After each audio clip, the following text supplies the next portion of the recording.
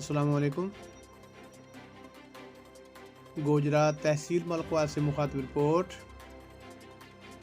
District police officer जिला मंडी बहाउद्दीन अनवर सैद किंगरा ने थाना गोजरा तहसील मलकवा जिला मंडी बहाउद्दीन की फॉर्मल इंस्पेक्शन की। रजिस्टर हाई थाना, रिकॉर्ड थाना और हवालात को चेक किया गया।